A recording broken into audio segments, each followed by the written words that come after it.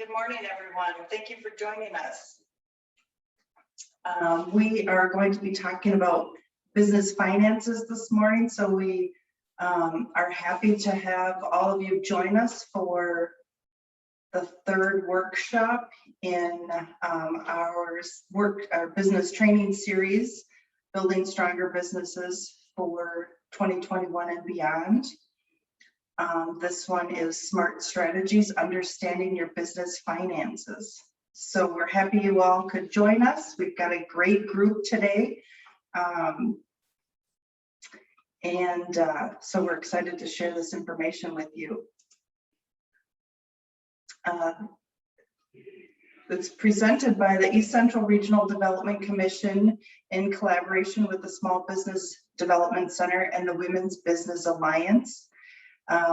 ECRDC initiates business and infrastructure projects and programs that create growth opportunities for East Central Minnesota and helps our region thrive and prosper.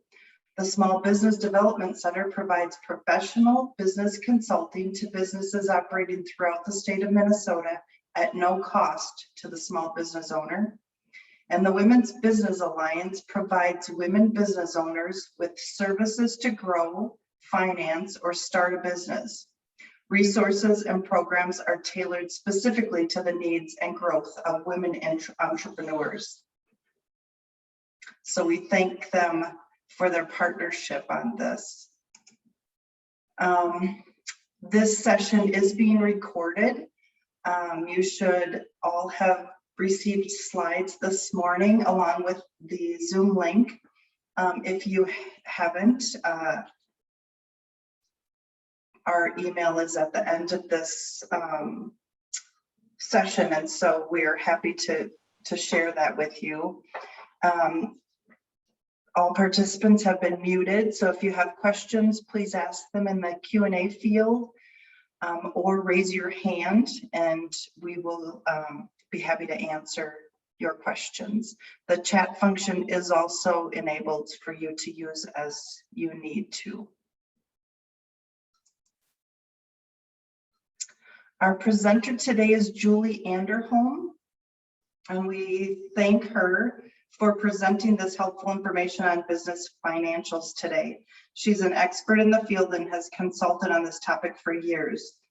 Julie completed her Bachelor's of Science and Master's of Business Administration from the University of Minnesota Carlson School of Management with an emphasis in accounting and finance. She's worked as a healthcare finance professional in the areas of auditing and financial forecasting for both Blue Cross and Blue Shield of Minnesota and Aetna Insurance. She began independent financial consulting through the Small Business Development Center in Rochester, Minnesota, and for the past 26 years with the Small Business Development Center in Brainerd. She consults with small businesses concentrating on financial analysis and forecasting, as well as general business information. For the past 10 years, she's also taken on independent financial consulting roles with various nonprofit entities. Julie serves on the board of the Brainerd Lakes Area Economic Development Corporation, the Women's Leadership Fund, and Happy Dancing Turtle, as well as the Finance Committee for the YMCA. She's a member of the Brainerd Rotary and is a member of their foundation board. Again, thank you, Julie, and welcome. We appreciate you joining us and sharing your wisdom. And I will turn the presentation over to you so we can get started. Great. Thank you, Michelle. I appreciate that. You can hear me okay, correct? We can. Good. Okay. I'm going to share my screen. So thank you for that nice welcome. Thank you today, or thank you everyone for attending today. I greatly appreciate you taking out your time out of your busy day, because I know that as small business owners or consultants or whatever you are doing, it's always busy, and to take time away, we really appreciate it. So today we are going to talk about business finances, and I call myself a number nerd. I love numbers. I love what they can tell us. but they can also be kind of a scary thing if you're not really familiar with formatting of financial statements and such. So hopefully today you're going to take 1, 2, or 3 or more things away from this presentation. The one thing that's a little bit difficult about doing a presentation on financial statements is everybody's at a different level. How much information do you know? How much information do you not know? And so finding that balance where people are getting some information but not getting overloaded with information can be a little tricky. So my goal today is that you will find that you're going to get pieces that you can take away and use in your business and your everyday life. All right, so let's get started. We have a couple hours and it's going to go by fast. We have a lot of information to cover, and I have extra just in case we have more time. And if we don't get to that extra information, I think we're okay as well. So Michelle did a great job of just introducing myself. So you can see I kind of have a varied background. We have worked with many businesses and have learned so much about small businesses through my career. So it's just been a pleasure to be able to work with the Small Business Development Center and all these businesses. So let's dive in. Our goals for today, primarily learn how to read an income statement. In that reading of income statement, we're going to dive in a little bit further and look at some analysis that includes percent of sales and also trends, because just looking at a number in and of itself doesn't tell us maybe everything it could, but when we compare it and look at trends or percentages, it gives us that much more information and will help us that much more to run our businesses. We will also go over balance sheet basics. We are going to look at tax returns and how they tie into the above. And if we have time, we are going to dive into a little bit of break-even analysis. Not sure if we will or not, but we'll see how that goes. All right, so something that I didn't say as a goal for today is we are starting off looking at the 80-20 rule. Most of you know what the 80-20 rule is, but if you don't, let's take a look. The 80-20 rule basically states that roughly 80% of the effects come from 20% of the causes. So how do we relate that to business? 80% of a company's profits probably come from 20% of its customers. 80% of the complaints of your business probably come from 20% of your customers.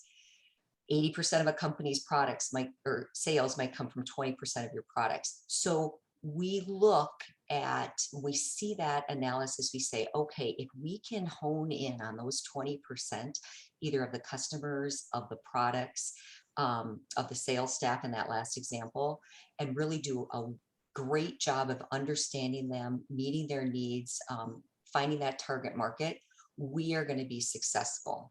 So how does that relate to what we're talking about today? Why does the 80-20 rule matter? Basically because of time and effort. Our plates are full. We do not have a lot of time to do a lot of fluff work. So when we work, we want to work smart and efficiently.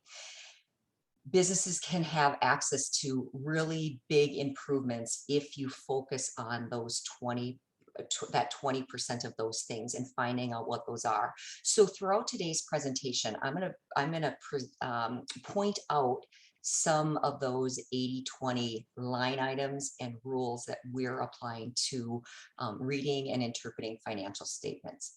So keep in mind the 80-20 rule when you're setting up or editing financial statements, and we'll dive into what that means in a little bit. Okay. So our first goal of today was reading an income statement. So first of all, just a clarification for the terminology income statement. An income statement is the same thing as a profit and loss, is the same thing as a P&L. So those three terms or words or titles are interchangeable. Income statement, profit and loss, P&L, all the same. Or some people say the monthly report that my accountants prepare, because hopefully at the end of the day, you're going to understand what these statements are, but maybe before you didn't. When we look at an income statement, we want to break it down into basically 5 line items with 3 main components. We have our sales up at the top. That's how you get your money into your business. We back out or subtract the cost of goods sold, We will talk about that more in detail. Sales less cost of goods sold equals gross profits. Formula number one. Your gross profit is everything that you have left to pay for all of your other expenses. So we take this gross profit, we back out your expenses, and what is left is your net income or net loss. So if we look at the three main components of a profit and loss, it's this brown or this tan color: sales, cost of goods sold, expenses. Those are the three categories of the components. And we have two formulas in the profit and loss to get to our final net income. So this is a good slide to come back to if you're not very familiar with the profit and loss, because it's the basis of everything and the foundation of the understanding. So as we move forward, let's get into a little bit more detail. So again, we have our three main components: sales, cost of goods, expense right here. Our sales, when we look at those on a profit and loss, we want to break those sales down into profit centers and into as much detail as is useful. Okay, so what does that mean? When we go into a business and we look at analyzing a profit and loss, if all the sales are lumped into one category, that might be perfect for a business if they only sell one product or only provide one service. But what if they do multiple products or multiple groupings of services? It might make more sense to break those sales down into those categories. And we're going to get to some examples in just a minute. But think of how your business operates and how you get your streams of money in. And should they be lumped all in one, or should they be broken down into a bit more detail? Our second component, cost of goods sold, or you hear it referred to as COGS. That's the same thing. Cost of goods sold is COGS. It's basically your raw material cost. And sometimes it can be your direct labor costs. Sometimes if you manufacture a product, you will not only have, like, let's say it's a steel frame, the cost of the steel, but sometimes entities put that labor cost, that direct labor cost of those individuals working with that piece of steel to make that product, they put that into cost of goods sold too. You can either do that or bring it in as an expense. Either way is fine, but I just want to point that out, that sometimes labor is in cost of goods sold. If you can use separate your cost of goods sold into the same categories as your sales, it is a huge benefit, because in the formula, we have sales less your cost of goods sold equals gross profit. Well, if you break your sales down into profit centers and have the same breakdown in your cost of goods sold, then you can determine your gross profit by that profit center. And we'll look at that a little bit more. So that gives you a lot of information. Which profit center are you more profitable? By those percentages, you can ask those questions. And maybe when you're looking at expanding your business, would you expand with the profit center that's more profitable or less profitable? So those are some tools that how you can use that simple calculation to maybe make future business decisions. Okay, so we have our gross profit, and now that gross profit is going to cover all of the expenses, so all the cost of business operations. And again, what's left over is your net income, and that's the gross profit less all those expenses, and this is what's left over is your net income. So that gives us a little bit more detail in that breakdown. Now, when we look at an income statement or a P&L or a profit and loss, because remember, they're the same thing, let's think about how it's organized. An income statement is over a period of time, a month, a quarter, a year.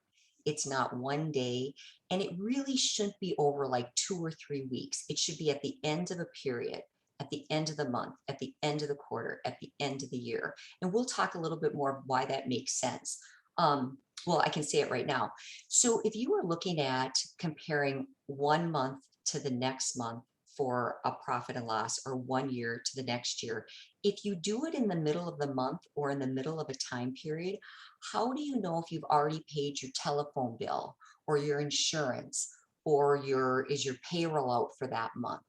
So if you do it like on the 17th of August versus August 31st, you don't know what transactions have actually occurred in that month already. So always run your reports at the end of a month or at the end of the quarter, end of the year. In fact, even though you have more information by August 17th than July 31st in your business, I would still prefer that you do the July 31st statement, because that is a complete month and a complete comparison when we compare it to other time periods. So income statement over a period of time. It's usually by month.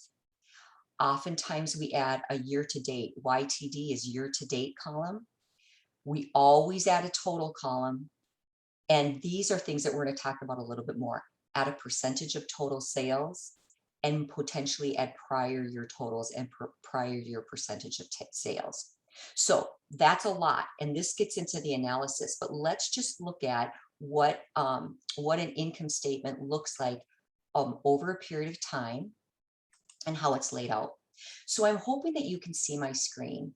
And if you are looking at my screen, you're going to see that today our class example is going to be a fictitious company called All About Birds. I don't really love birds, but it just kind of came into my mind when I was organizing this presentation. So let's go back and let's look at what we've learned already. It's an income statement. This could also say a profit and loss. And how is it broken down? Here's our sales. This is where we get our money coming in. Here's our cost of goods sold. Here's our gross profit. So our sales less our cost of goods sold equals our gross profit. Then we have all of our expenses and our total expenses here, and we back it out of our gross profit and it gives our net income. So let's look at what we've talked about. It's over a period of time. In this case, we have month time periods, as well as here's our year-to-date total, a full year. Here's our percent of sales, and that gives us more information. So let's talk about that a bit. In this case, you can see that I've broken down birdhouse sales and bird class revenues. So I have a product that I'm selling and I have a service that I'm providing.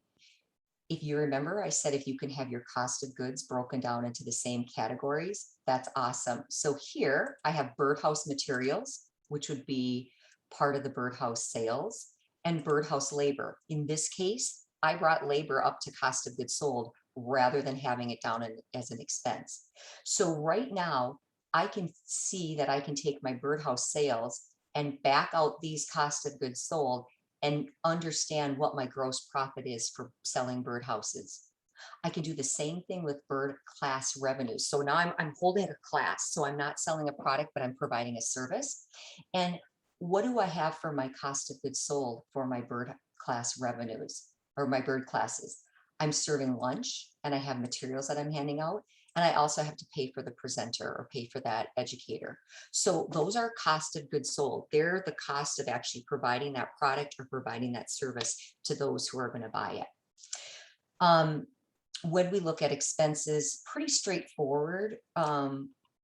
Everything's in there. You can see some things are a percentage of sales that we talked about, and here's our net income.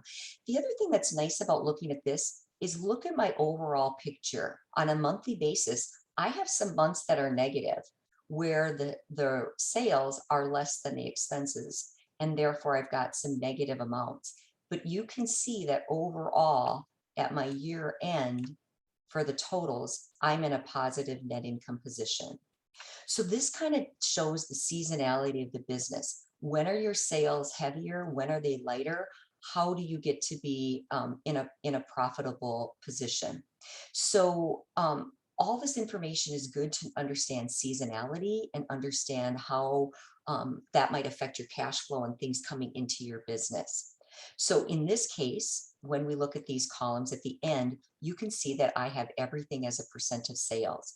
So 88% of your revenues are coming in from birdhouse sales, whereas only 10, a little over 10, are coming in from the classes. And we do the same thing with our cost of goods sold, as well as the same thing with our expenses in terms of a percent of sales. And we're looking at total sales. So you can see that this is the basis. The basis of all these calculations are coming from the individual number divided by the total sales. And that's our starting point. So this gives us a little bit more information, but let's take it to the next level. In fact, I'm going to go back to my presentation for a second, go through a slide, and then we'll take it even further into more detail. Okay, so we looked at percent of total sales in our income statement example. That's a basic analysis. When you run QuickBooks, that's all, it's an add-on that you can easily add, and you should, because it'll help you do analysis when we talk about trends and how things are they moving more positive or are they moving more negative? We also, with the percent of total sales, it identifies major sales and expense accounts with the largest percentages. We can look at the 80-20 rule. We can look at trend analysis, and we're going to talk about that, what that means in just a little bit.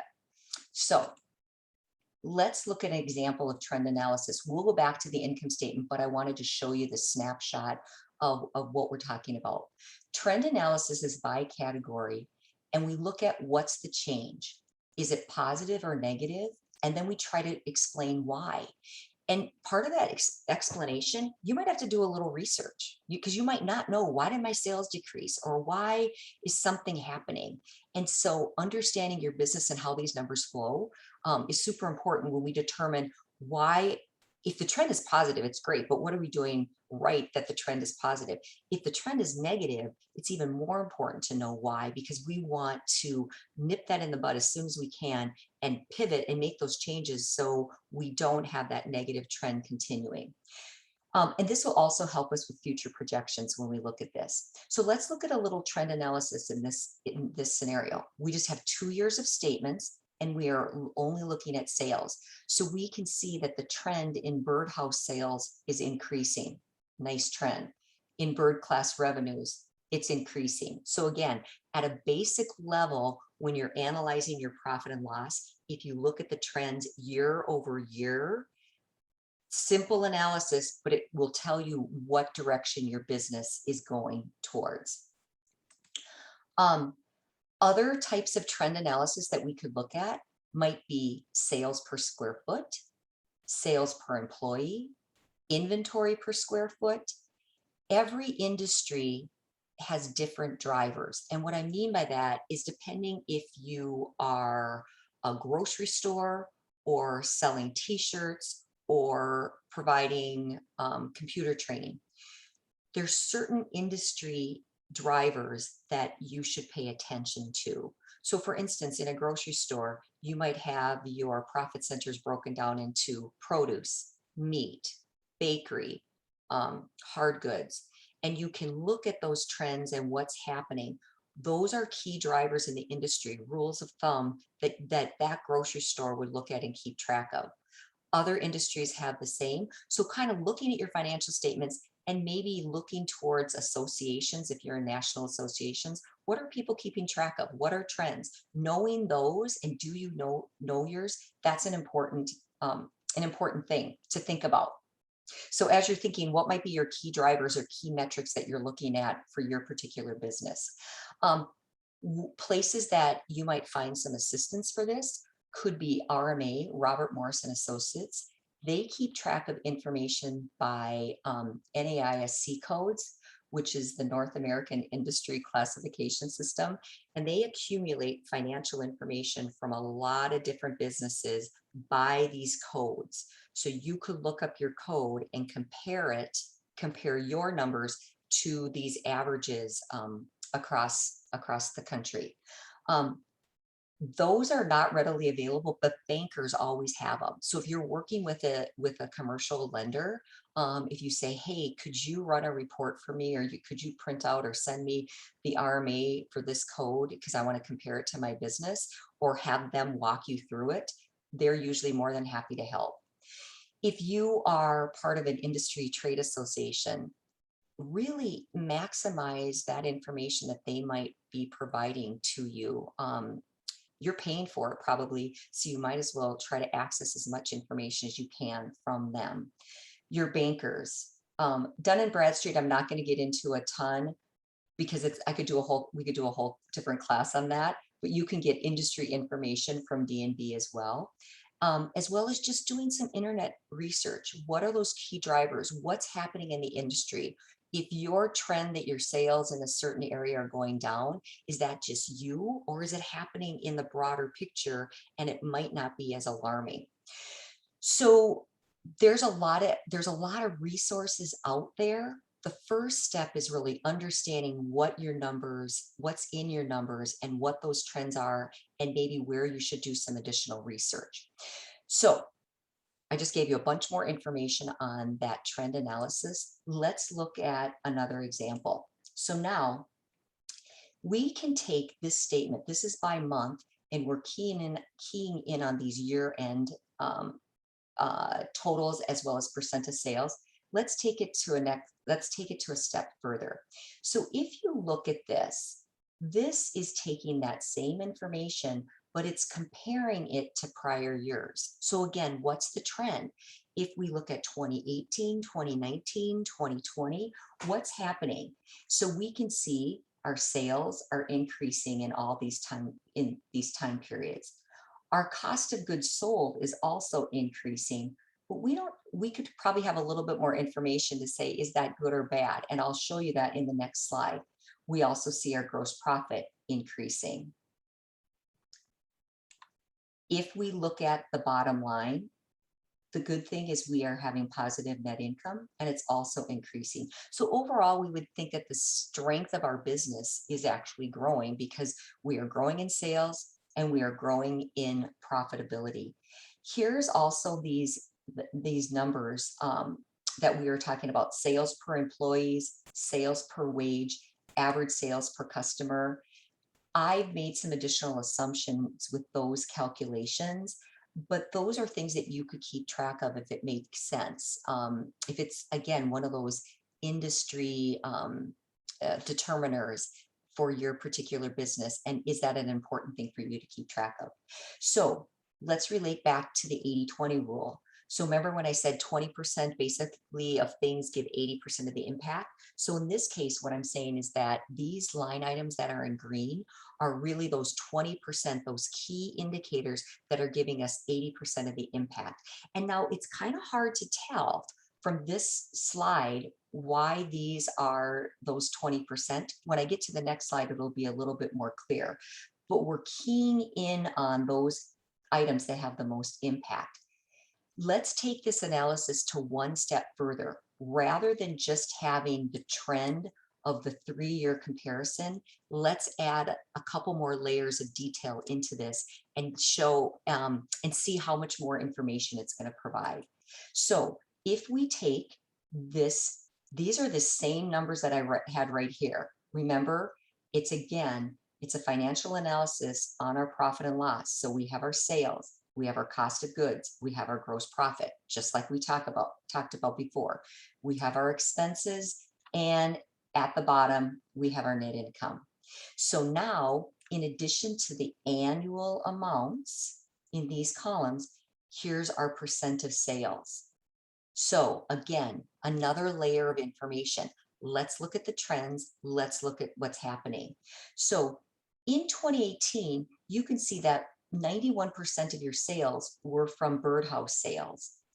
Now in 2019, it's 89, and in 2020, it's 88. Now that percentage is going down, but actually it's probably a good trend because we see that bird class revenues are going up as a percentage. We see them at 8.8, 10.9, 10.5. So overall, we're taking less pressure off of just one product or one profit center, and now we're spreading those sales out over 2 profit centers, which again, when we diversify our product line, we're decreasing our risk in case something happens to one of those profit centers and people don't want that product or that service anymore. We have other things to fall back on. So even though those percentages are decreasing, it's actually probably positive because again, we're growing another profit center. Now, let's look at cost of goods sold. So we see, and let's look at it overall in this green percentage because sometimes that's easiest. So our cost of goods sold, and that's the cost of either delivering that product or delivering that service to our customers. 37.7 in 2018, 37.9 in 2019, 38.3 in 2020. If the cost is going up and that percentage is going up, that's usually a negative trend. So what's happening? Why are our cost of goods sold as a percentage of our sales going up? So you might do a little bit of research and there might have been an increase in cost for one of your raw materials. Labor costs might have increased. So you need to spend more on labor and that's automatically going to increase your cost. Maybe you can't do anything about paying more for those expenses like labor or raw materials, but you might need to step back and say, do I need to increase my price of my class or my price of my birdhouses? Because I need to cover and manage those cost of goods sold. These percentage swings aren't huge. It's really less than 1% over 3 years. But what if you get into the 4, the 5, the 6, the 8% swings of an increase in cost of goods sold? You might want to step back and really look at your pricing, or also maybe really look at your suppliers. Could you get a product from somewhere else? I am assuming that most of you who are small business owners are seeing an increase in these costs, especially if you have labor as part of your cost of goods sold, because labor prices, that demand for those employees and demand for quality employees has really increased. So no doubt you are paying more, and that's going to directly affect your profitability. How then can you control your pricing? Do you have any wiggle room to increase your sales price to help cover those costs? A really good thing to take a look at if you haven't already. So here it's easier to see why the cost of goods sold are highlighted in green as part of our 20 items in our 80-20 rule. Because if we look at these percentages, 37, 38% is a big percent of sales. Our next biggest percentages are these highlighted in green: the payroll and the occupancy costs, or the lease to occupy that space. So again, when you look at trends and seeing what's happening, let's look at our payroll manager and our admin costs. 22% of sales here, growing to almost 24, growing to almost 26. Okay, so we say that's a negative trend. It's increasing the expense. But again, maybe we have more qualified staff. Maybe they're doing more work. We are seeing more sales. We are seeing more profitability. So maybe that's just what the market is going to bear, and we can't do anything to change that payroll expense. But again, always being mindful of those percentages and what's happening with that trend to see, is it a problem and can we do anything about that problem, is super important. Rent and lease, it's gone up a bit. It's still a high percentage. If we need the space, we probably can't do anything about decreasing that. Okay. So again, here's a little bit more detail. Here's our number of employees. They went from 1 to 1.5 to 2. Now our sales per employee, 180, because it was probably there was only one main employee, probably the owner, and then they had some direct labor who were doing the production up above. Now we've hired more people, so our sales per employee go down. Our sales per employee go down here. Looking at that, what's happening, tracking those sales by number of employees can be a good indicator for your business. Sales per dollar of wage, that might be another thing that's happening. Those are actually going down again. not a good trend, but maybe you just needed that extra staff because you couldn't do it with just one person. Average sale from customers, if we put down our customers in here through a cash register or POS system, you'll be able to probably see the number of transactions or customers. We can see that our average ticket price or our average sale is actually going up. So a good trend. So again, looking at that trend analysis gives us more information. I've taken it even one step further, and I've said, what are our cost of goods sold as a percentage of birdhouse sales or bird class sales? And what's the trend? So we can see that our cost of goods sold and materials are going up as percentages, and our cost of goods sold for labor also going up for birdhouse. So what does that tell us? Again, it splits it down to even a little bit more detail, breaking out both the bird houses and the bird classes, and gives us more analysis to say, okay, maybe we're paying too much for that direct labor for building the birdhouses. Maybe not, but it begs the question and gives you more information to ask those questions. Okay, so again, we've taken this statement from a month by month with just looking at a total and a percent of sales, to maybe looking at it year over year, to looking at it year over year, looking at a percent of sales, looking at cost of goods sold by relating it back to the main category. Oh, we didn't talk about the percent change. So this is another good thing. The sales from one year to the next, here's the percent change. Going from 164,000 to 196,000, that's almost an increase of 20% in bird house sales. Going from 196 to 222, that's again a really nice increase of 13.4%. So again, that's that trend analysis using your percentages, and it gives you more information. If you were just looking at these numbers in a vacuum, like in this case, harder to know really what how big of an increase it really is, or what's the impact. But when we take it to the next step and add this additional information, it provides so much more detail. Let's go back to our slides. Katrina, Rebecca, or Michelle, if anybody does have a question in chat, if I'm not monitoring that, I'm hoping that you guys are, so just beep in, and if there's a question right now, I can answer it, or we're going to be taking a break in a little bit and doing some regrouping. I can certainly take questions then. Oh, and look here's our slide for our first little mini break. So that actually went quicker. So we're going to get through hopefully all the materials that we need to. So let's take, I've got 9:40. Let's regroup back at, for sure at 9:50, I'll start talking, but I'm going to come back on at 9:45. If anybody has any questions, we can discuss specific questions at 9:45.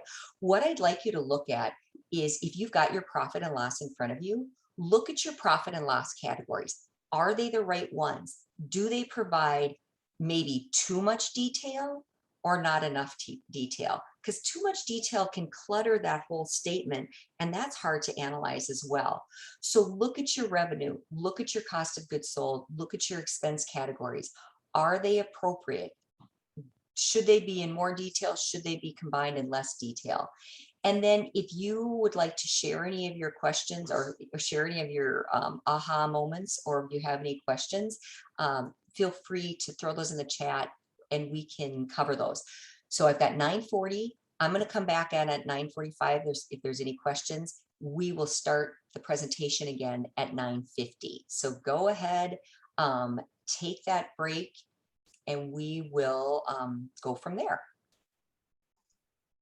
Julie, we are monitoring the chat, so. Perfect. Sounds good. Thank you. And hopefully during the break, we'll get maybe some questions, and I'll cover those starting at 9:45. Perfect. Thank you.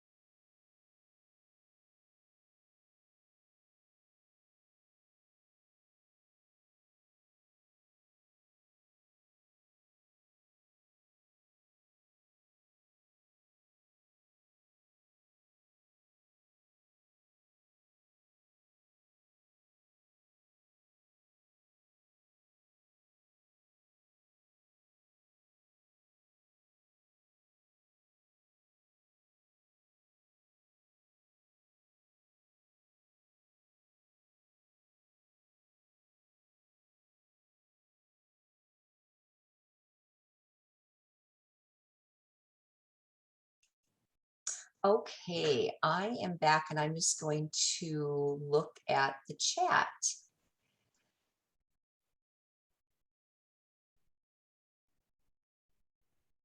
Okay, so I'm starting an event business now, purchasing AV equipment that will be used for numerous events, hopefully down the road. Also purchasing other one-time things for the business, operations, marketing, business, or marketing of the business. Do you itemize in cost of goods sold or expense, and how, i.e. what portion do you apply at each P&L timeframe? So this goes into a little bit deeper question. So if you are purchasing equipment for that you're going to be using for a long time, usually you capitalize that equipment. So what happens is it doesn't go in your P&L. You spend cash and it goes in as an asset on your balance sheet, as an equipment asset on your balance sheet. So okay, so let's step back a little bit further. When you work with your accountant or your bookkeeper, or if you're doing it yourself, you decide at what level your equipment is going to be capitalized and put on your balance sheet, and at what point it's going to be expense. A lot of businesses say if they buy equipment and it's less than $2,500 or $2,000, they expense it, and usually is like miscellaneous equipment or supplies or things like that. If it's over that 2,000 or 2,500, then it's capitalized, put on your balance sheet as an equipment item, and it's depreciated. So you would see depreciation expense on your profit and loss, and not the expense of actually buying your equipment. What that's called from a tax standpoint is it's Section 179 expense, meaning you take it and you don't depreciate it over time, but you expense it over in one period. So I don't know how much your AV equipment is, but if it's in the tens or 20,000s of dollars, more than likely your bookkeeper or accountant, or you should look in at capitalizing it and depreciating it over a period of time versus expensing it right off the bat. So hopefully that makes sense on that equipment. If you are just doing things like operations and marketing of the business, I wouldn't put that in cost of goods sold. I would bring it in as an expense line item, marketing expense. So hopefully that makes sense. Related in product category, profit and loss, i.e. food service, how is office rent figured in each division? Again, I'm going to go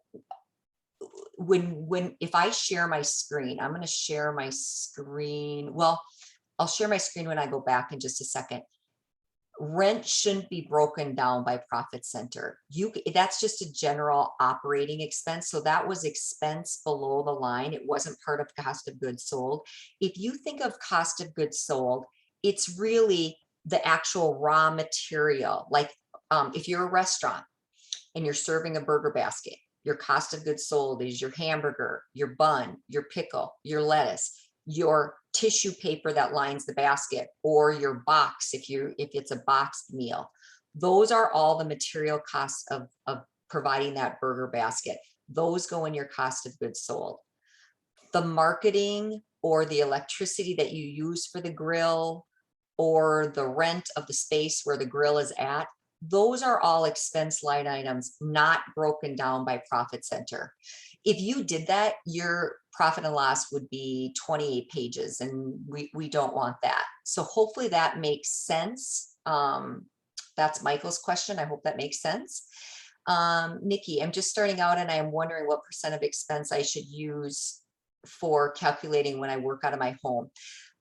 That's going to be your CPA's question, but usually what it is, it's a percentage of your square foot. It's a square footage percentage. So if your office is 3% of your home, you apply that 3% of those expenses as an applicable expense to your business. So again, take the square footage of your office, compare it to your total square footage of your house, take that percentage and apply it to those applicable expenses.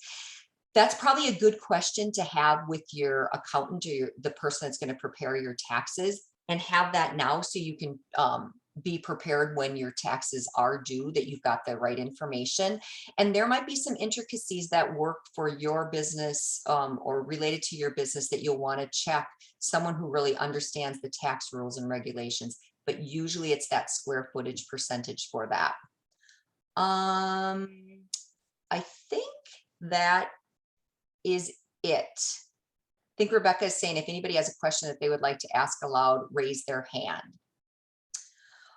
All right, so I'm hoping that I answered those questions.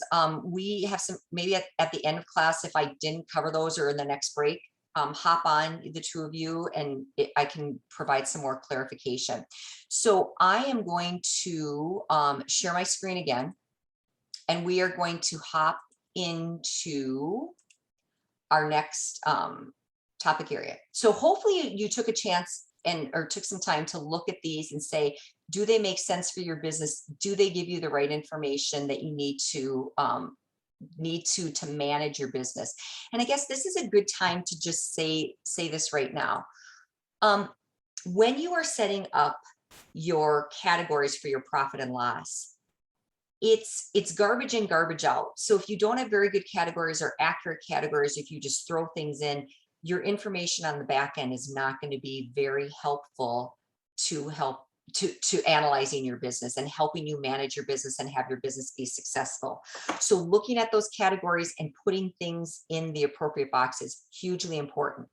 Having said that, too much information is often, or too much detail to the information can have a negative impact. So if really you should have 2 or 3 or 4 line items as in revenue and cost of goods sold to figure out your gross profit, and you have 12, too much it might be too much information. And when your eyes look at things and you want to analyze things, there's too much detail in there. So really look at what categories you need, and maybe in your current profit and loss right now, you should be combining a few profit centers. Maybe you should be separating them, but really look, too much or too little information, or too much or too little breakout is bad. So how do you find that right mix where it's just the right amount of information that you need to analyze your business and help you use it as a management tool? I will say that even if you're an existing business, you might say, oh, I don't want to change my categories because it's going to be a pain. And how am I going to do year-to-year analysis because my categories are different?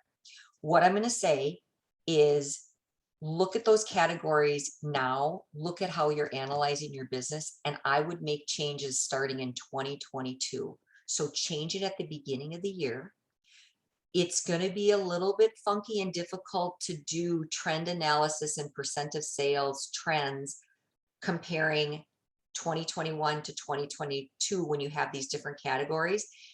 But by 2023, now you're going to be starting your second year with those new categories or adjusted categories, if you will, and you're going to have so much better information and tools to manage your business.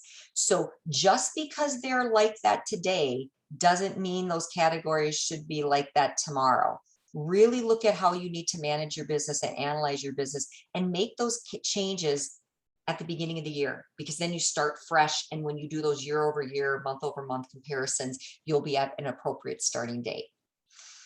Okay, let's move on. How do profit and losses tie into the tax return? Because we see the tax return is done once a month, or excuse me, once a year. And our tax accountants, sometimes that's their only focus. But we use our profit and loss on a monthly basis and should for analysis. But how do the two tie together to your tax returns? I'm going to look at 2 examples, a Schedule C and an 1120S. Those are the 2 forms more than likely the majority of you guys use out there. So let's take a look. Let's take a look at the 1120S first. Okay, so when we relate it back to the profit and loss, let's look at our main categories. Sales less cost of goods equal less our expenses equal our net income. Let's look at what we have here. if you can see, it starts off with income. So here's our sales. They ask for returns and allowances. And so maybe you don't have any returns and allowances. So here's our total sales.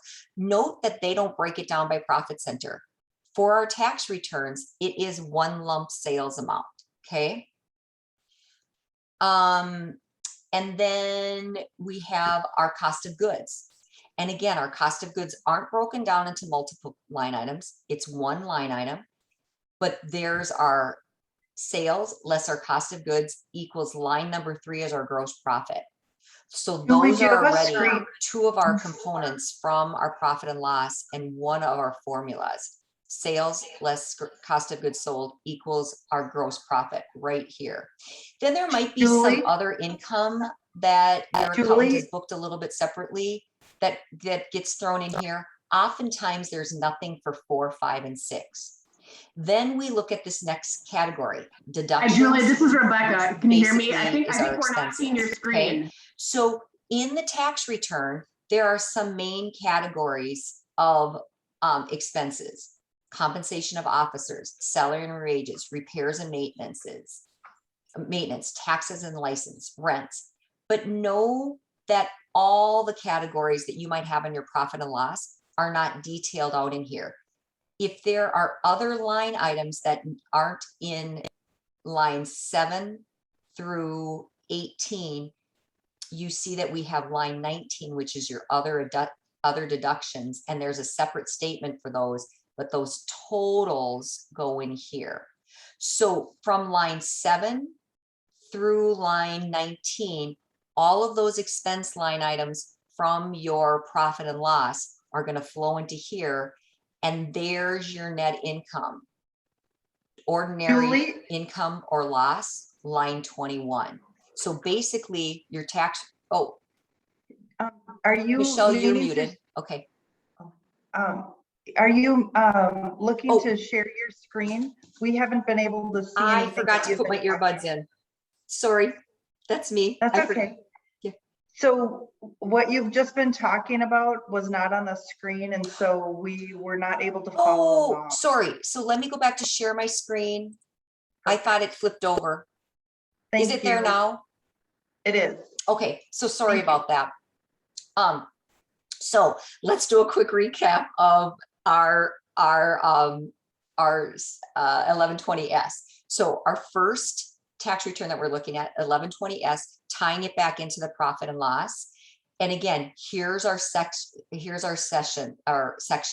sales. And we, like I said, we might have returns and allowances, maybe not. Here's our cost of goods sold, line 2. That's our second component of our profit and loss. Sales less cost of goods equals our gross profit. Again, our third area of our profit and loss right there. We may have net gains or net other income, most likely not. Will you have lines 4 or 5? So here is our total gross profit, basically is this line 6, right? So now we have all of our deductions. And again, line 7 through lines 18 might tick and tie to an individual line item, or maybe multiple line items on your profit and loss. So for instance, you may break down your staff salary and wages into a manager, into regular staff. In the profit or in the tax return, they're all under this line 8. So there might be some combining of line items on your profit and loss that flow into your tax return. If there's not a specific line item through line 7 to 18 that tie, and there are other line items that you have on your profit and loss, it goes into line 19, other deductions. So if you can see on here, we don't have anything for utilities. We don't have anything for telephone expense. We don't have anything for insurance separated out in here. Those things would all go in this other deduction line item. And ultimately, all of your expenses would be either detailed here or accumulated in line 19, and our total expenses are in line 20. So therefore, we take our sales less our cost of goods sold equals our gross profit up here, less all of our expenses, and here's your net income. And so that's how your profit and loss ties to your Form 1120S. Okay, I'm going to see, Michelle, did your screen just switch to a Schedule C? Okay, perfect. So I know I don't have to reshare. So a second format that your business might use could be a profit and loss, or excuse me, could be a Schedule C. Again, let's tie this back into your profit and loss. Here's your income. Gross receipts or sale, line number 1. So again, your total sales would go into this line number 1. If you have any returns and allowances, they could be detailed out in line 2. Oftentimes people, that's just all lumped into your sales, so we don't have a separate line item, but you might. So it says subtract line 2 for 1, and that gives us your net income without, or your net sales with allowances. And here we see line number 4 is our cost of goods sold. We take our cost of goods sold from our sales, and that gives us our gross profit. Again, ticking in time to your profit and loss or your income statement. Here's the big, large expense section that's going to tie into your expenses on your profit and loss. Again, you see that lines 8 through lines 26 detail out specific expenses: advertising, car and truck expenses, office expenses, repairs and maintenance. But there may still be some other line item of expenses that your profit and loss has that you would then accumulate here in this other expense line. So basically, again, all of your expenses are going to be either detailed in these lines or accumulated here in this other expense line item. And here's your total expense, line 28. That's going to tie to your profit and loss. And what we see as our last line item, basically, is your net profit or loss. So again, sales less cost of goods sold, less all of your expenses, is going to equal your net profit or loss. So if you use either the 1120S or you use the Schedule C, you should easily be able to see how your numbers from your year-end profit and loss transfer over into these tax returns. So it's not magic, it's numbers that you've been using all throughout the whole year that you should know. And here is how they are reported to the government on your tax returns. Okay, what I like to see, and I don't always see this, is when people bring their internal statements, their profit and loss, and then they bring their tax return. Sometimes the numbers don't tie out. Ooh, red flag. Why? Why is that happening? They really should. So if they don't, why don't they? Did your accountant accumulate something differently? Did they make some adjusting entries that you don't know about? But ultimately, they should tick and tie, because then everything that you worked on and input all year is accumulated and reported appropriately to the government. Why is that important?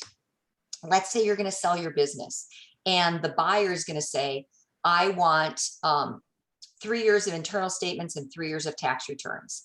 Well, if they don't tick and tie, that might be a red flag. What information are you not reporting everything to the government? What's up? So making sure that they tick and tie and that are accurate is hugely important, because when you're going to sell your business or when you're going to go to the bank for a loan, those are the two times that you want to make sure your statements are absolutely accurate: when you're going to sell your business or you're going to go to the bank for a loan, because the bankers are going to have those same questions. Why are things different? Why this doesn't make sense? And you'll want to know why or have a good explanation. And it's even better if they just tie and then you don't have any explaining to do. Okay, Michelle, Julie, I'm going to go. Yes. We do have a question. Okay. Michelle Wall has raised her hand. And so Michelle, if you have the ability to unmute yourself and ask a question if you think this is an appropriate time. So go ahead. Michelle, this is Rebecca. She actually just put her hand down, so I think we're good now to proceed. Okay, sounds good. And yeah, if there's any questions that you have right now, Michelle and Rebecca and Katrina are doing a great job of monitoring it. So feel free to pop on in. Okay, I am going to stop sharing this screen because I think when I go back to my PowerPoint, I need to stop sharing this. So I want to make sure that I'm doing it correctly and you can actually see what I'm seeing.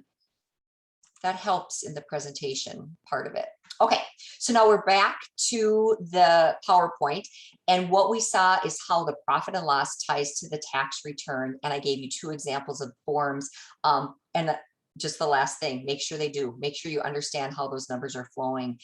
Don't just say, this is my tax preparer put them in that way. Understand, because you're ultimately responsible for those numbers. Okay. So let's move on. We are going to talk about how the income statement can help you, how you can turn an income statement into a cash flow projection or a cash flow statement quickly. It's not probably 100% per accounting GAAP principles, but it's a quick and easy way that you can do this to help you really understand what your cash is looking like and how your profit and loss is affecting that. So basically a cash flow measures the inflows and outflows of cash. It is like a bank statement. So a cash flow mimics your bank account balance. And when I talk to clients, I say, if all your inflows and outflows of cash go through one account, that would be your cash flow. And the end of the month balance in that bank account is really your cash flow balance. So if you kind of think about it in terms of a bank account balance, that will help you. And we always say that cash is super important because it really tells you, do you have enough money to pay all your bills and be solvent? The cash flow also reflects the seasonality of your business. When are your busy months? When are your slow months? And in areas, I live in Nisswa, and if others of you, we all live in the cold weather, right? So we know that we have some seasonality because summer is usually busier than winter because of just the weather. But if you're in a tourist area like we are, summers are doubly busy because people want to capitalize on outside things up here. So that seasonality and understanding that the flow of your money is super important. So that's why we look at the cash flow. So let me go back because we are going to look at an example of how we look at a cash flow from an income statement. So I'm going to switch my screen, and I'm assuming that I didn't have to reshare this, that we are good to look at the screen. Is that right, Michelle? Good. Okay, just wanted to make sure. Okay, so I'm going to switch my view and make it a little smaller so we can see the whole screen. If I do.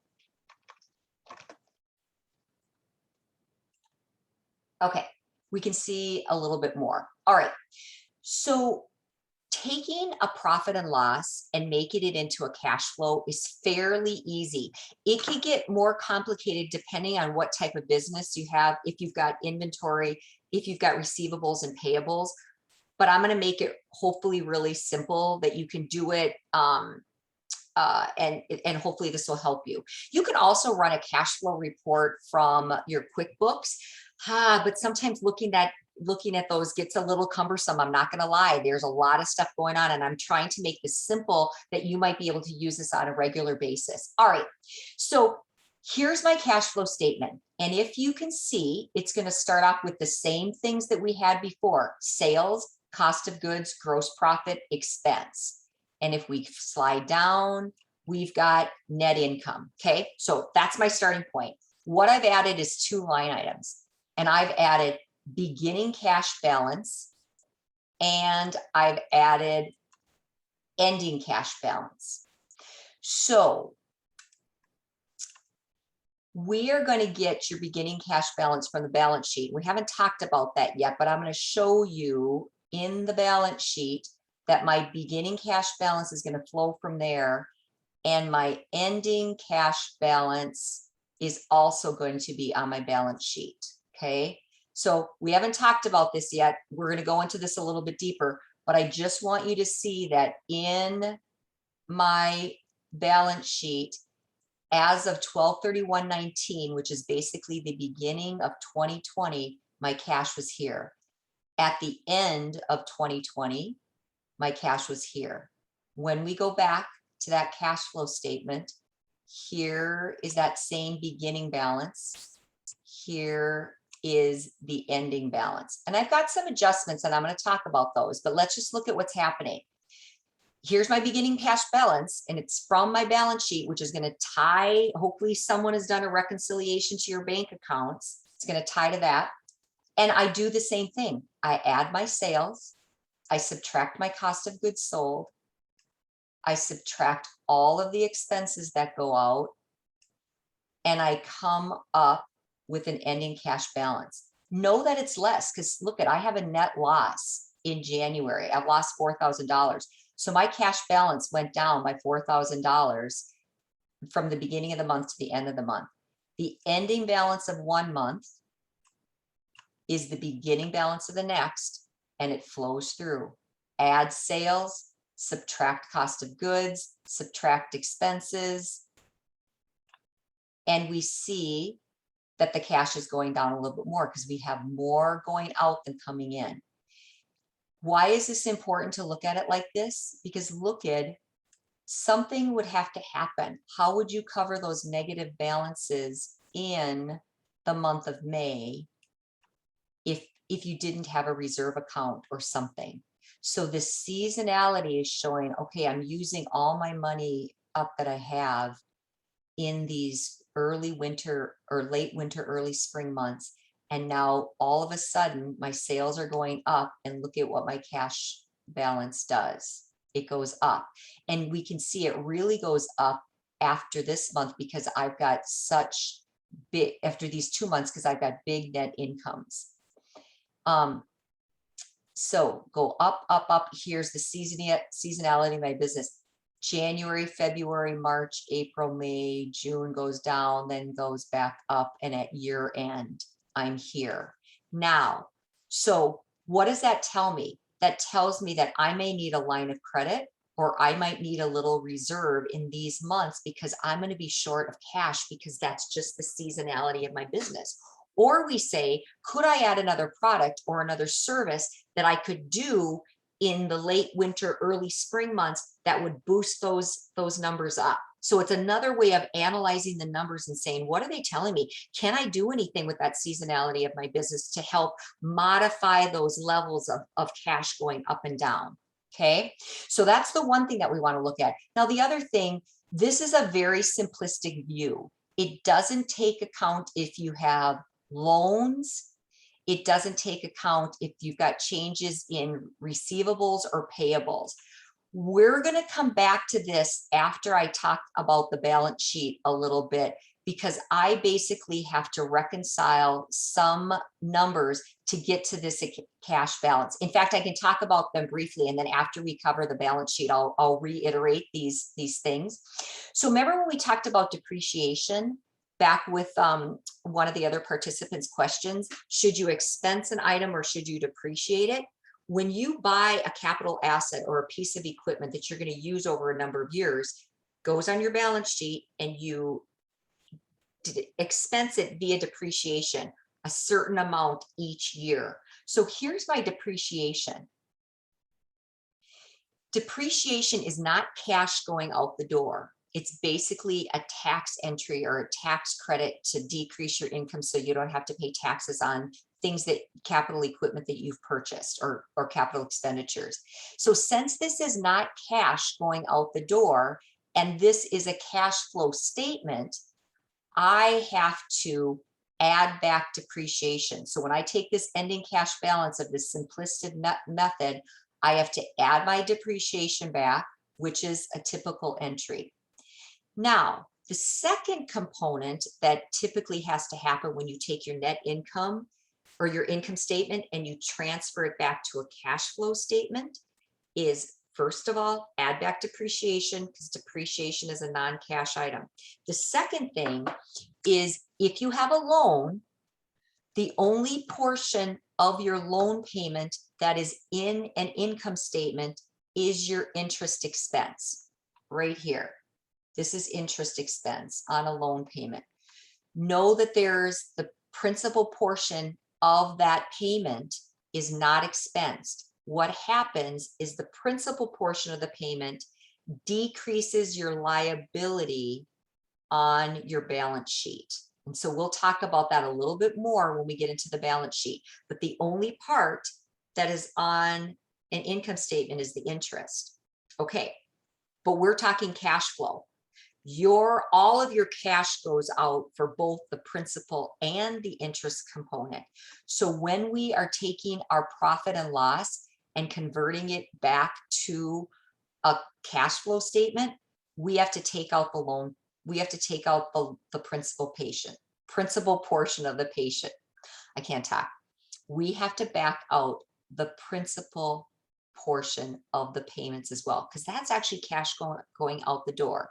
So I'll show you how I did this and where I got that number from. So we add back depreciation because it's not cash going out the door. We take out principal payments because it is cash going out the door. And then when we talk about our balance sheet, there's some other minor adjustments in here. But when we take our cash balance from this simple method and we back out our depreciation, add back our principal payments, or take out our principal payments, make those little adjustments, here is that adjusted balance that ties to our balance sheet. So we would be a little bit off when we've got depreciation and principal payments if we think this is our cash balance, but this is really our cash balance.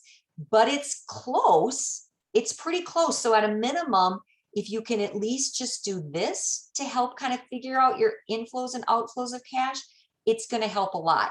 This reconciliation gets us to the exact detail.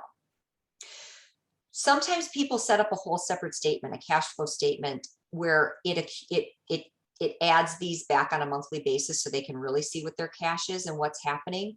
When we work with people at the SBDC, we look at a cash flow projection and not only the income statement, because we want to understand where their cash is and can they really pay their bills. So I hope I didn't lose a lot of you here, but basically we're taking the same information from our income statement, turning it into a cash flow statement by adding two lines, a beginning balance and the ending balance of our cash, and then potentially adding a few reconciling items. Okay, that was probably a lot of information. I hope I didn't lose you there. Go back just to the income statement if I did, and if we have time, and there are questions, we'll go over this even a little bit more. All right, we are moving on. So let's regroup. What have we talked about? Our income statement, which is the same thing as the profit and loss, which is the same thing as a P&L. How they relate to the tax statements, either the Schedule C or the 1120X, how those tie in and that they should balance. Then we've turned our income statement into a cash flow statement, because knowing where our cash balance is and seeing the ebb and flow by month and understanding that seasonality is hugely important. Now we're getting to the fourth topic, our balance sheet. I'm not going to lie, balance sheets can be confusing. So let's hopefully I'll make it a little bit easier to understand, and let's dive right into that. So just like we broke down the income statement to basic line items, so do we want to do the same thing with a balance sheet. Why is it called a balance sheet? Because it has to balance. And if we look at the formula, it's assets equals liabilities and equity. Okay, so that's our balancing. Our assets equals liabilities and equity. What does that mean? Our assets are what we own. Our liabilities are what you owe. And our equity is what you're worth. So basically the formula is what you own equals what you owe and what you're worth. We're going to talk about that in another different way to look at that formula. but this is the basics of a balance sheet. And again, 3 components: assets, liabilities, equity. 3 components. Unlike a profit and loss, which is over a period of time, remember how we talked about it's either a month or a quarter or a year, definitely at the end of each of those periods. Okay, that's over a period of time. The balance sheet is at one point of time. It's a snapshot or a picture of your company's financial position as of that time. When you run reports, make sure that the ending dates, and typically when you run reports, you're going to run both a profit and loss and a balance sheet. The 2 go hand in hand, and they should be analyzed together. Run them as of the same date. So don't run report as of August 28th and then the other at August 31st. Run them both at the end of the month, and they have to be at the same date, and then you'll see how they tick and tie, and I will show you that. So again, balance sheet, 3 components: assets, liabilities, equity, at a single point in time. So again, we put this in a formula. Assets, what a business owns, equals liabilities, what a business owes, plus equity, the value or your worth of the business. And here is that balance sheet.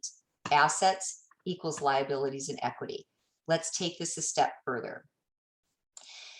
I've had people say, this is a really weird formula. I can't grasp my head around that. And it's because it's a balance sheet and they have to balance. So this is the balance sheet formula, but this might be more intuitive. Assets less liabilities equal equity. It's the same thing. We have to show that it balances, so we keep it in here, but this is really the same thing that it's saying. Assets, what you own, liabilities, what you owe. So assets less liabilities, or what you own minus what you owe, equals your worth or your equity. They're kind of saying the same thing, or they are saying the same thing, just mathematically in that formula, they're set up slightly different.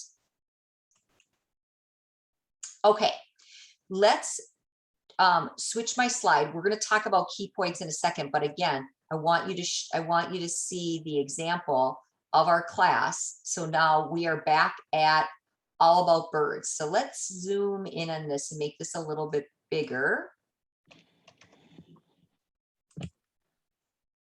Julie, Okay. this is Rebecca. We have a Yeah. question in the chat that's Okay. discussing if a participant can receive the Excel file that you're working on currently. What would you recommend to the participants? I can share the Excel file. I can share that with Michelle, and then can she share it with everybody else? Can we do it after the presentation? Yeah, we can send them, if you're willing to share the Excel files, we can share them with participants and Yeah. along with the recording. Yeah, you know what, and I'm fine with that. I would say that maybe not everything well, hopefully it's all intuitive. And if you're a numbers person and know Excel, then you can tick and tie back, and I link between files. So I am fine with doing that. Okay. And these are all made up, and they're not made up by a CPA. It's just in my head and putting it down here. I think everything's related to, and follows GAAP. But if you take it to the CPA, they're going to probably say that too. But know that it's all made up. This wasn't an actual business. But yes, I can do that. So hopefully that answers that question. Thank you. You're welcome. Okay, so let's talk about the balance sheet now. Here is the sample that we are looking at. We have our assets. We have our liabilities, and we have our equity. So in our highlighted area, total assets have to equal total liabilities and equity right there. So if you are running a balance sheet and this does not hold true, that your assets do not equal your liabilities and equity, something's wrong. They've got to balance. Okay, so that's step number 1 in your analysis. That's the first thing you would do.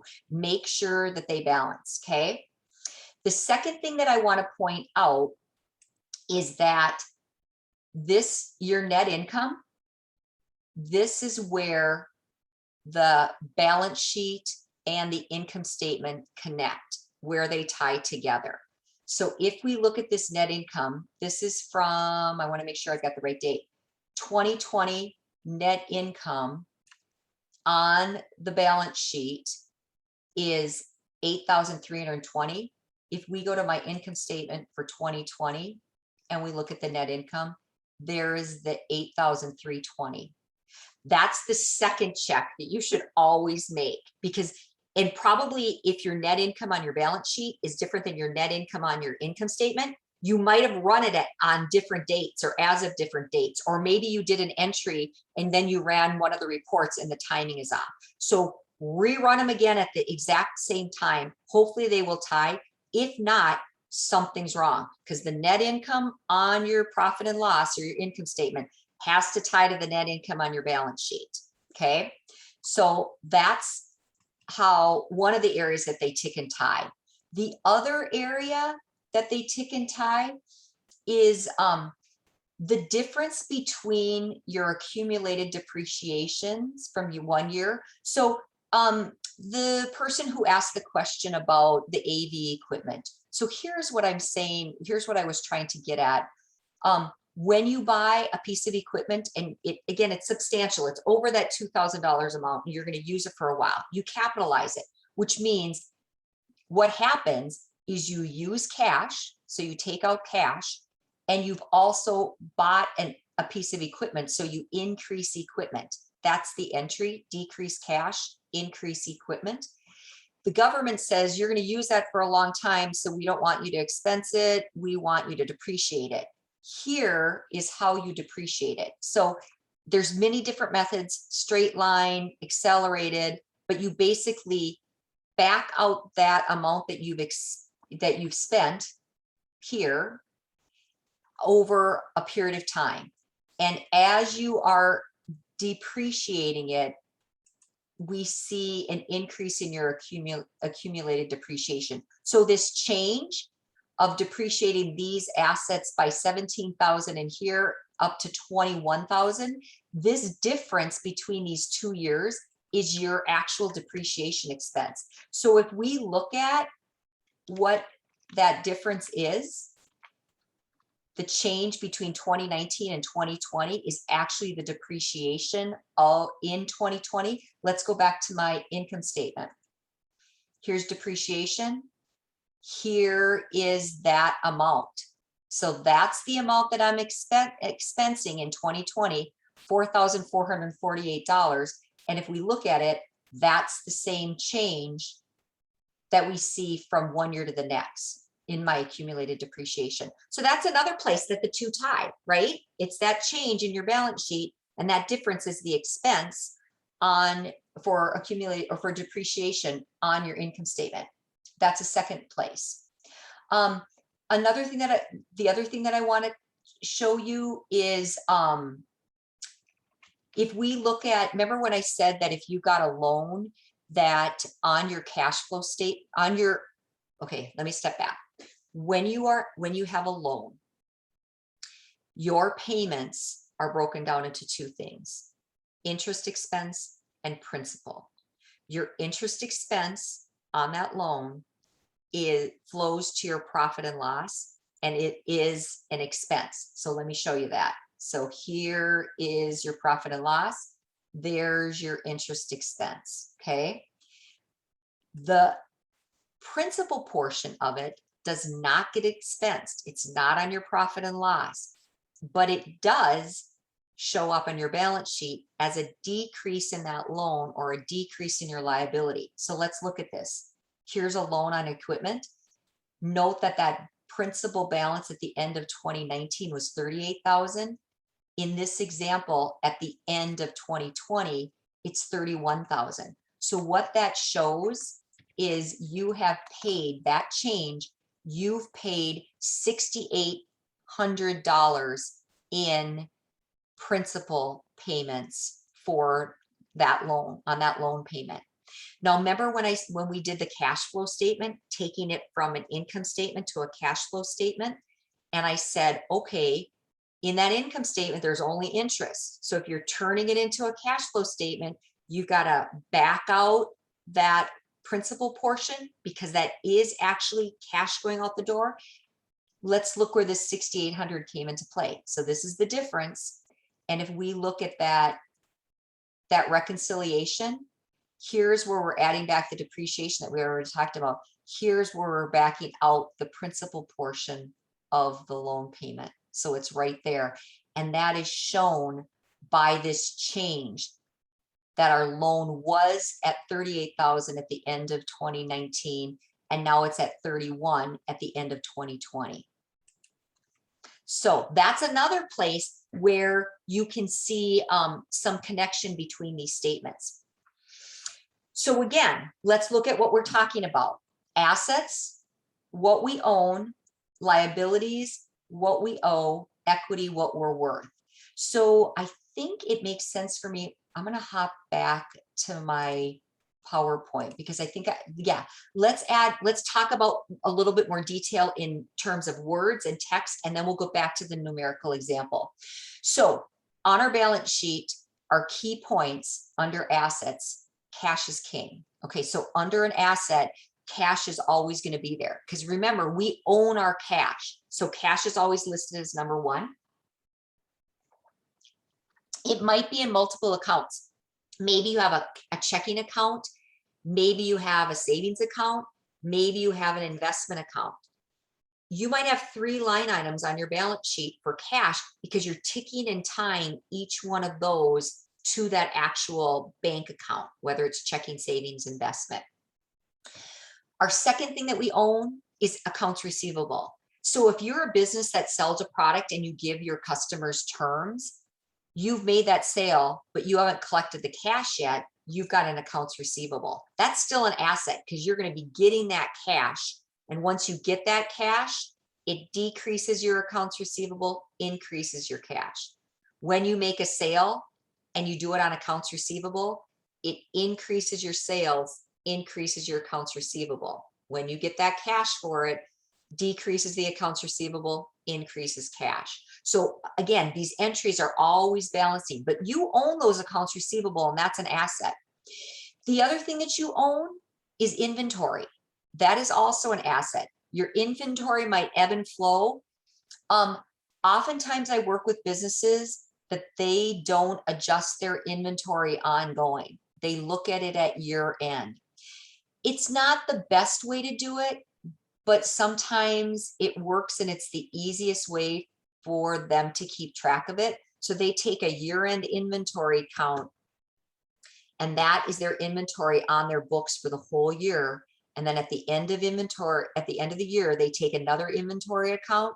And again, that's that inventory balance for the next year. So their cost of goods sold kind of just adjusts basically with their purchases, and it just books as what gets paid, and it's reconciled at the end of the year by their accountant based on what happened to their inventory balance at the end of the year. Is that great? It sometimes is okay. More detail would be better to adjust it maybe on a monthly or quarterly basis, but sometimes businesses don't have that capability of doing that. So inventory can ebb and flow. It may only be changed on your balance sheet by your accountant at the end of the year if that's when you do your inventory counts. Everybody works a little bit differently. So those are the 3 main things under assets. Liabilities, usually accounts payable. So if you are buying product from someone and you get terms, meaning you get the product but you don't have to pay it for 30 days, then it's an accounts payable on your books because you ultimately owe that, right? The cash hasn't gone out the door, but you owe it. That's going to be your accounts payable. The other big component under liabilities is your debt. Loans. Usually that's the biggest component if there is loans. The biggest component of liabilities is your debt. Equity,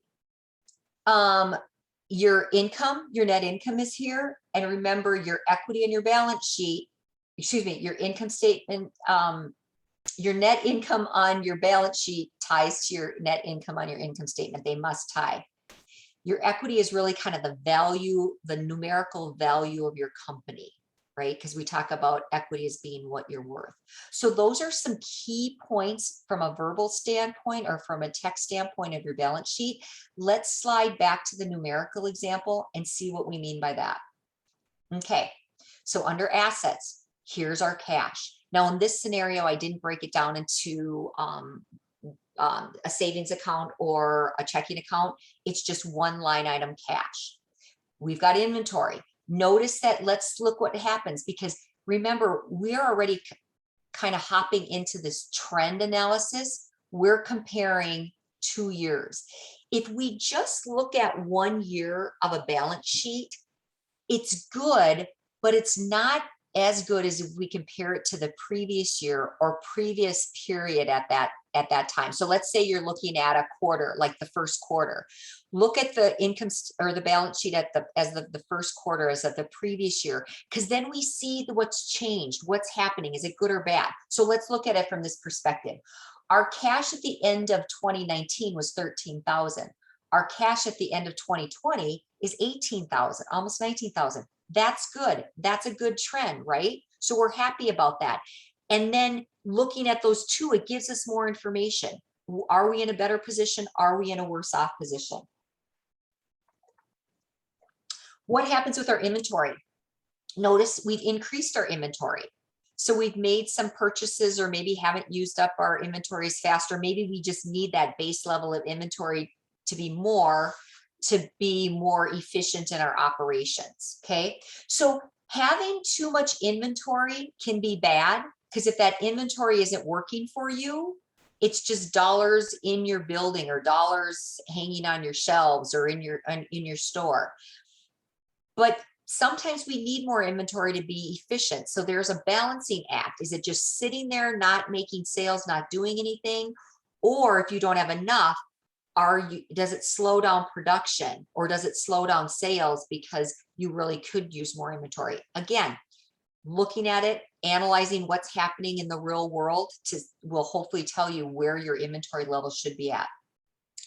Accounts receivable, something that we own, not very much. It's grown a little bit. So remember, if you have high accounts receivable, you're someone else's bank, meaning you gave them the product. They haven't paid you yet, so they're using that cash.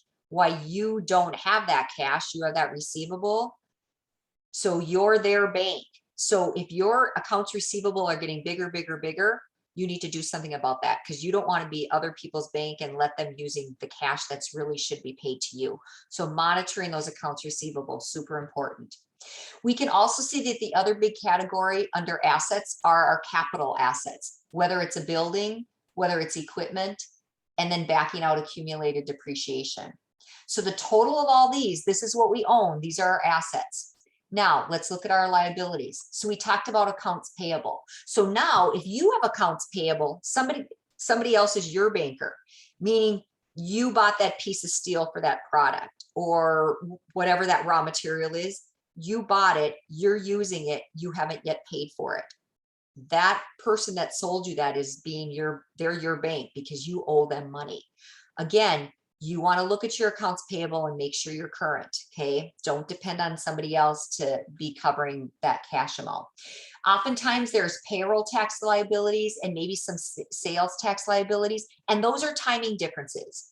It's when you make your payroll taxes, when you pay your sales tax, you're accumulating them over that period of time, but maybe you don't pay those until maybe you pay them on a quarterly basis. So they're accumulating. So these are more timing differences on when you're paying.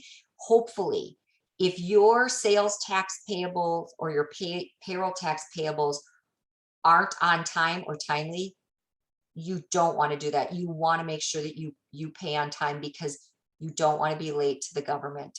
They charge major penalties and it's a bad thing. Make sure that you get those payroll tax liabilities paid on a timely basis, as well as your sales tax. Loans are also something that you own, and they're also a big component of your liability. Now we see the trend going down, and that's good. We're paying off our loan balance is less. That's moving in the right direction. So overall, our liabilities, again, what we owe, have decreased from 2019 to 2020. That's a good trend. Okay, we owe less. we're more, we just owe less. So that's a better thing for you. So our equity, what we are worth. Here's what I want to show you with retained earnings. This is a formula. Okay, so this capital under equity is probably your initial injection. So this person injected $25,000 when they started their All About Birds business. Notice that they haven't put any more money, any more capital money into the business between 19 and 20. They stay the same, no change. What has changed is our retained earnings. Now, retained earnings on a balance sheet basically is this formula. It's all the profit and losses accumulated since the beginning of time. So when we take our retained earnings, it's going to be the same amount for a whole year. Let me tell you what I mean. So here's our retained earnings for 2019, and it's at $14,203. So through all the years that this business has been in operation, this is the accumulation of profit and losses, $14,203. That stays the same until the next year. Here's the next year's balance, $20,000. How you get to this $20,000 of retained earnings, that will be the balance sheet, or that will be the balance for the full year of 2020, is we take our current retained earnings, we add to it our net income, and that gives us our new retained earnings for that full year. So the $14,203 plus $5,804 equals $20,007. Because again, retained earnings, the accumulation of the profit and losses since the beginning of your business. And this will be the balance for 2020. When we look at 2021, we again would take our retained earnings, add to it our net income, and that total, that $28,327, would be the retained earning balance for the next year period, which would be 2021. Okay, lots of stuff going on. Looking at those formulas, that's why I've highlighted, because this minus this equals this, which is the same thing as our net income. Okay, balance sheet basics, understanding the basic flow of where the numbers are coming from, what they mean. Again, the components are assets equals liabilities and equity. These are the main categories of our balance sheet. All right, so let's recap. Balance sheet, it links to the income statement by net income, and that accumulate and retained earnings is the accumulation of the net income over time. We always use the same ending date as the, oh, Michelle, do you have a question, or someone does? Yep, Michael asks, what makes up capital? Capital is usually those dollars that you put in initially when you start your business. So if you are starting a business and you're putting in $10,000 of cash, that's going to go under that capital account. Let's say that in your second year of business, you have a shortfall and you need more cash, so you put in another $5,000. Now your capital account is going to be $15,000.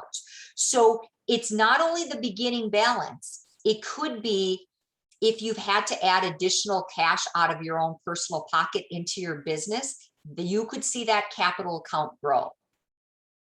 So hopefully that answers his question. Thank you. So the balance sheet links to the income statement, always use the same ending date.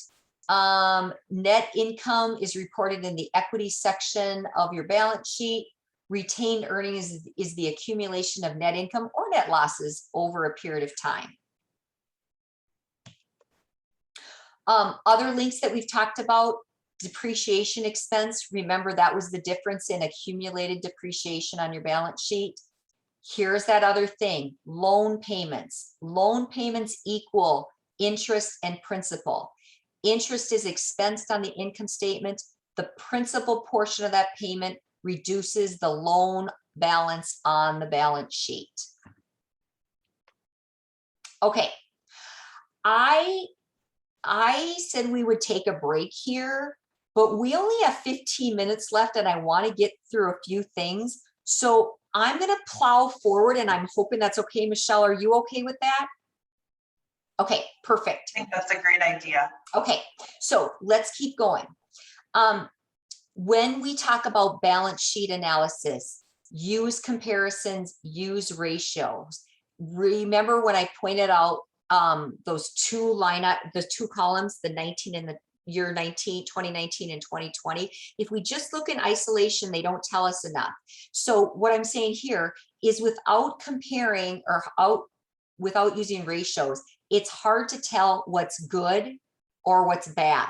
So let's dive into this a little further. Okay, balance sheet, key points. I am going to probably have you go through these slides by yourself because I want to actually get to the ratio analysis. Okay, I've got a bunch of slides. Actually, let me go back. So let's talk a little bit. Let's talk about some few key points. Okay, assets. When you are showing equipment on your balance sheet, remember that equipment section, it is reported at cost and not the value. And I'll dive into that a little bit further. So on your balance sheet, you report it as the cost of that equipment, and then you depreciate it. So your equipment cost less your depreciation amount equals your book value. You've probably heard of people saying, what's the book value of your equipment? Well, it's basically what you paid for it and what you've depreciated it at. That difference is your book value. The book value might not equal the true value, okay? Because book value is always decreasing, but your current value might actually increase. And that sounds weird, but let's look at a building. If you own a building, and let's say you bought that building for $500,000, and now it's in year 10 and you've depreciated $150,000 of that building. So now on your balance sheet, it is at your cost, $500,000, less your depreciation of 150. So your book value is 350. But we know that buildings can appreciate, that maybe that $500,000 building that you purchased could be worth $600,000. So sometimes the actual value of what you can sell it for, or the appraised value, might be higher or different than what it is reported on your balance sheet. So no, balance sheet capital assets reported at your cost, then you depreciate it. The difference between your cost less your depreciation is your book value. Your book value in most cases will not actually meet your actual value. Let's take it the other way. You could have a piece of equipment, $5,000, you pay $5,000, you depreciate it over 5 years, and in year 3 your depreciation is $3,000. So cost $5,000 less depreciation $3,000, book value $2,000. But maybe you can only sell that piece of equipment for $1,000. So now it's a listed it's more than it was the actual value. So just know there can be a difference between those values. Okay, that was quick. Let's look under inventory. Let's look at inventory turnover, and we'll talk about these are some of the ratio analysis that you can look at. It's cost of goods sold, how much inventory you sold, divided by the balance of your inventory. This is the inventory turnover, is the rate at which your inventory is being used.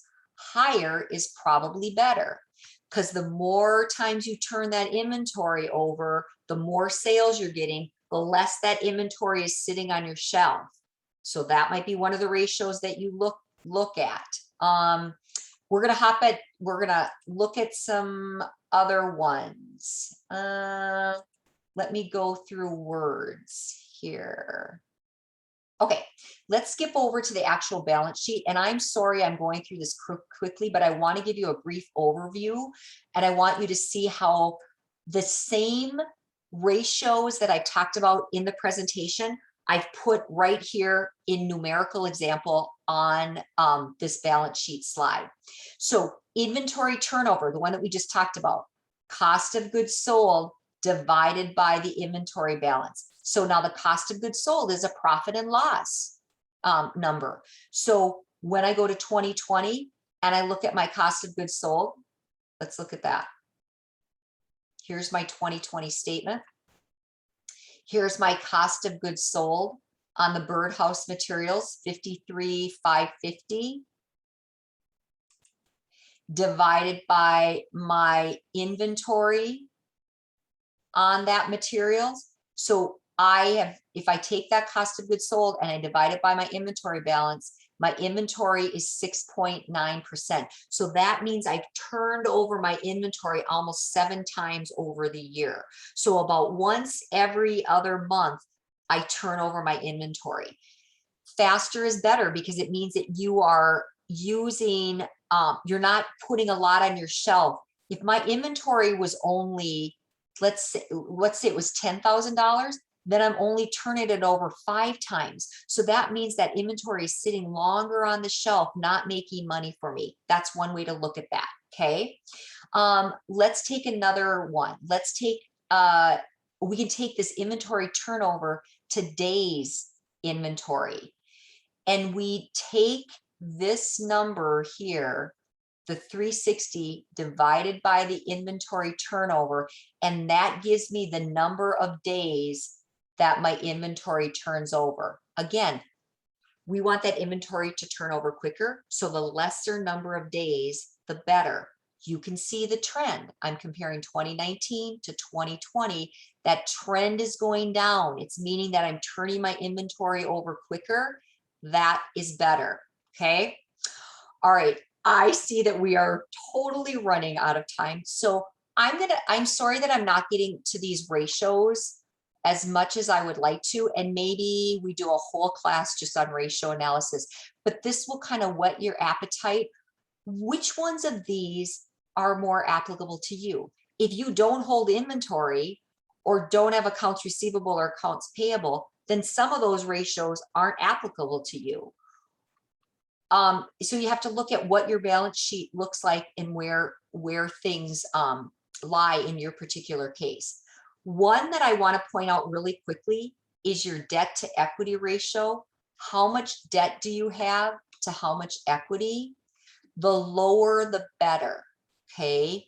Lesser debt to equity is better. When you talk about being leveraged, if you have a lot of debt in comparison to your equity, that means you're highly leveraged. So when bankers talk about that, that's one of the things that they're looking at, and that's one of the calculations right here.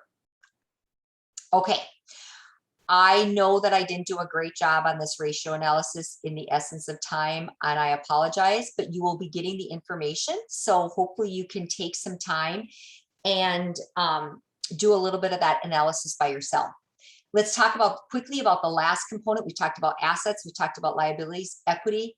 It's the value of your business. The more equity, the better. The higher the better.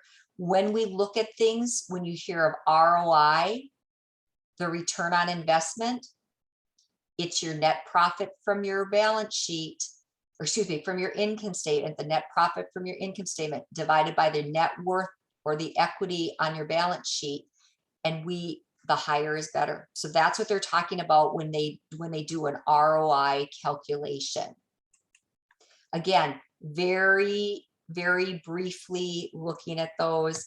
I didn't do a good job of that, but I hope that you got the basics of a balance sheet.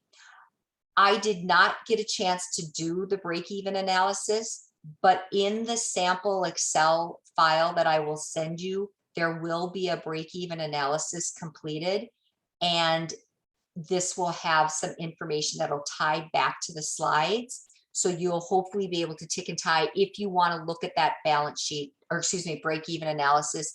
And again, that could probably be another mini class where we just talk about that break-even point, which might be good. Questions, comments? We don't have a lot of time. Michelle, I'm going to stop sharing my screen.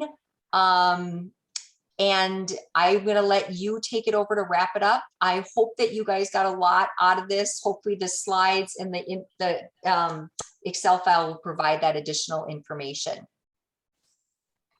It was wonderful information. Thank you, Julie.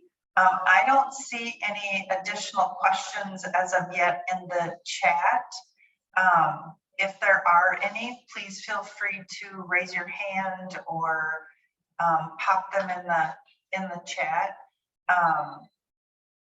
We will send out, it takes a little less than a week to get the recording in a format that we can send to you, and we will also put it on our ecrdc.org website, so you can share it or go there to watch it. And then we'll attach Julie's Excel spreadsheets to that as well. So thank you for offering to do that. We also want you to know that as a participant of this event, there is personal one-on-one follow-up available through the Small Business Development Center and the Women's Business Alliance. So please feel free to reach out to us if you're interested in that.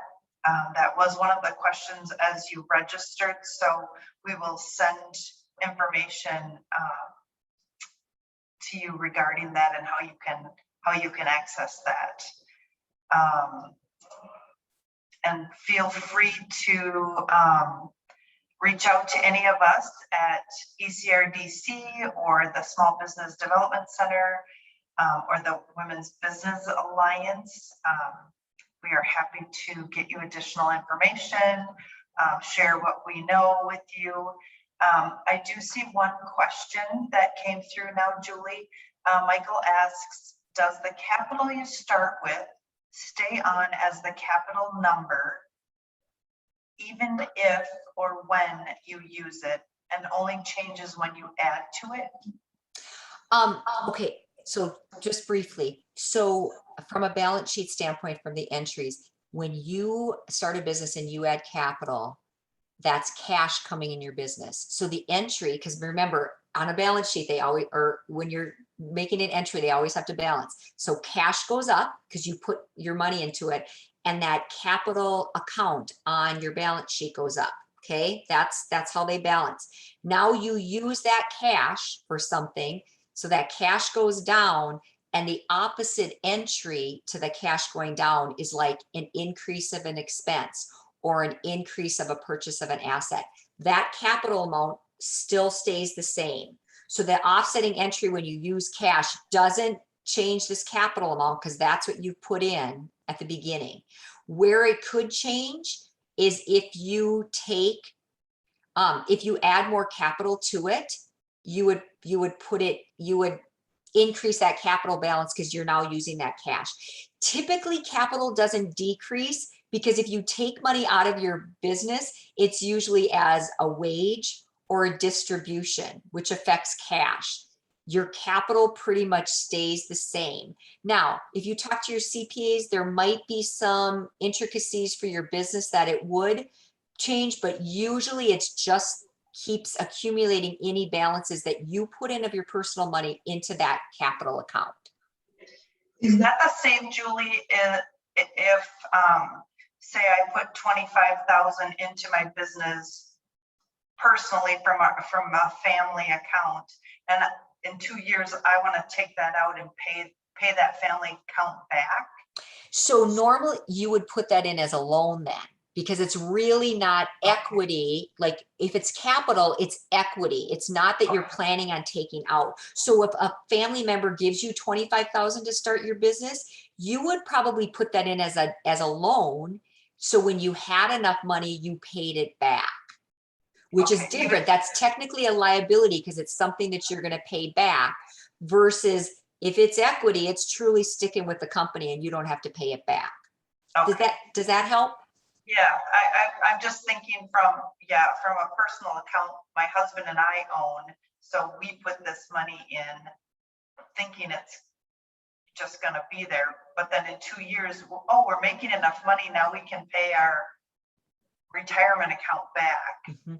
And so probably your accountant would book it as either you're going to take it in the form of wage or a distribution, and it would show coming out of operating cash, but not affecting that capital account unless you set it up differently, like a loan at the beginning. Okay.